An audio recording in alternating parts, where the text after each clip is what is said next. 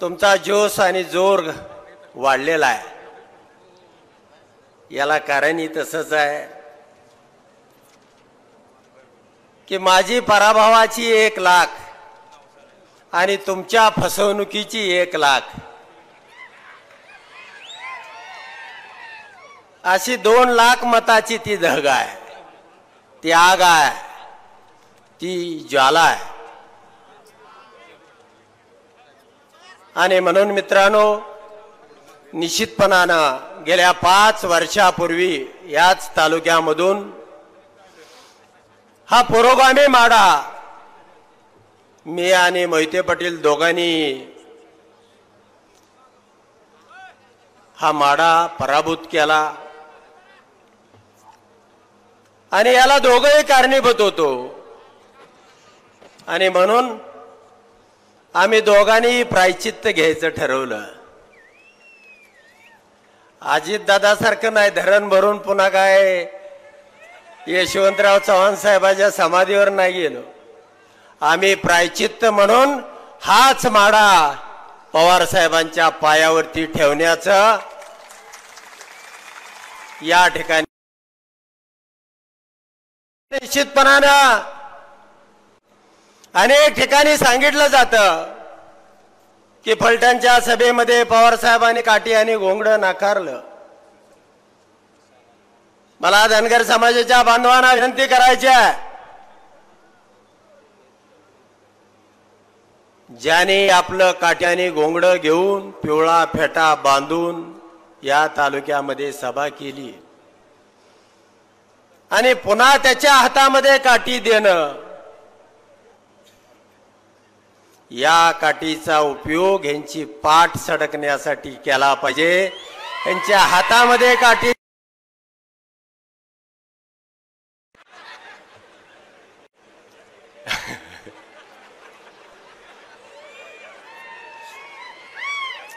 बारामतीमध्ये महादेवराव जानकर आमचे मित्रच आहेत, त्यांच्यावरती काही मी टीका करणार नाही, माझे थोरले बंधू आहेत, पण त्यांनी सांगितलं हा जात बदलणारा माणूस आहे।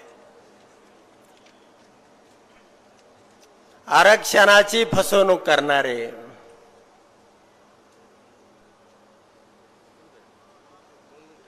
या तालुक्यामध्ये येऊन आम्हा सर्वांची फसवणूक करणारे, यांना नुसता धनगर चालेल का? त्याला जातीचा खाटीकच पाहिजे का नाही पाहिजे?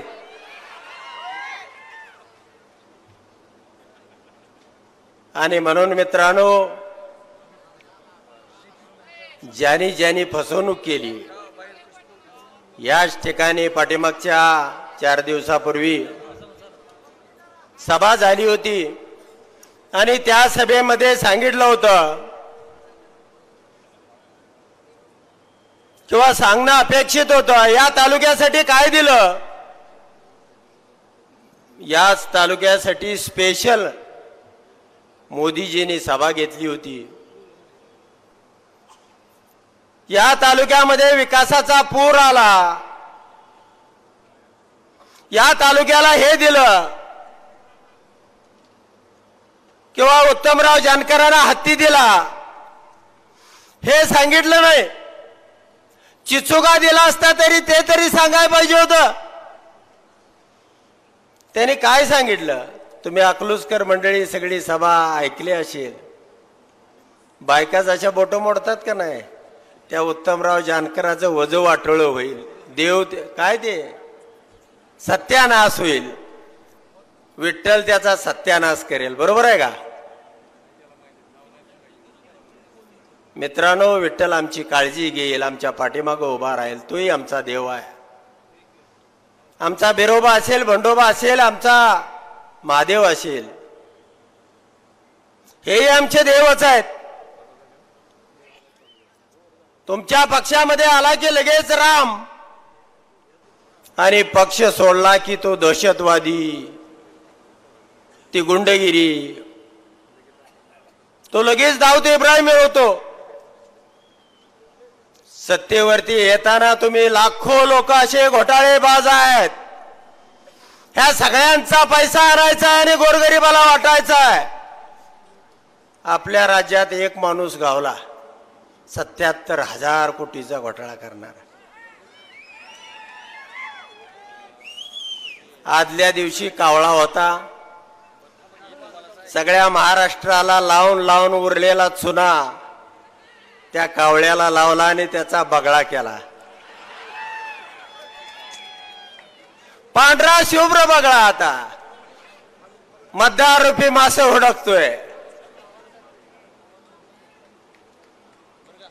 ज्या वेळेला पवार साहेब यांचे मुडदे पडतील ना, त्यावेळेला तुम्ही मतदार रूपी माशांनी ते इचून इचून इचून खायचं आहे।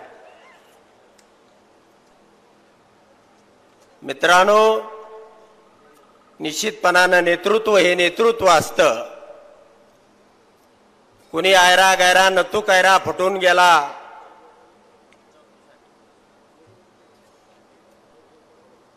म्हणून नेतृत्व कधी विजत नाही। मला वाटतं सत्तेपेक्षा पवार साहेबांना ही लढण्याची जिद्द, विरोधी पक्षामध्ये राहून ह्या सर्वसामान्य माणसाचं दुःख,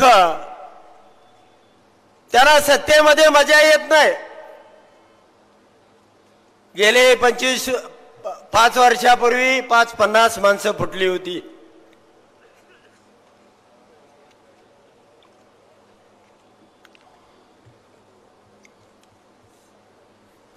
आणि आताही 40च्या गट्ट्याने गेलेले आहेत गडी। मित्रांनो, एवढी दहशत मी माझ्या आयुष्यात पाहिली नाही। आणि 3-4 वेळा फडणवीस साहेबांची चर्चा झालेली असल्यानंतर सुद्धा त्यांना वाटत होतं हा उत्तमराव जानकर आपल्या गळाला लागेल। मी सांगितलं मला वेळ नाही, मी माझा मार्ग ठरवलेला आहे। आम्ही प्रायश्चित्त घ्यायचं ठरवलेलं आहे। तुमच्या फसवणुकीला कंटाळलेलो आहे। तरी सुद्धा सांगितलं तुमचा 2 तासापेक्षा जास्त वेळ घेत नाही, तुम्हाला स्पेशल विमान बारामतीला पाठवतो। 1 तास यायचा आणि 1 तास जायचा, इथं 10 मिनिटाचा वेळ घेतो। मित्रांनो, त्या ठिकाणी सगळं काय चंद्र सूर्य सोडून सगळं काय द्यायचं ठरलं।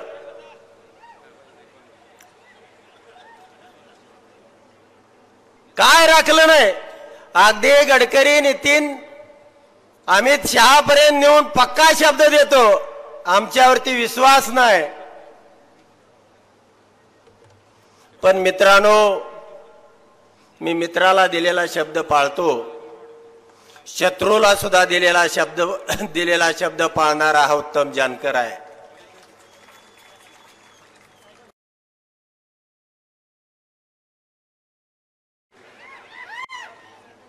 हात मोडेल पाय मोडेल याची चिंता केली नाही।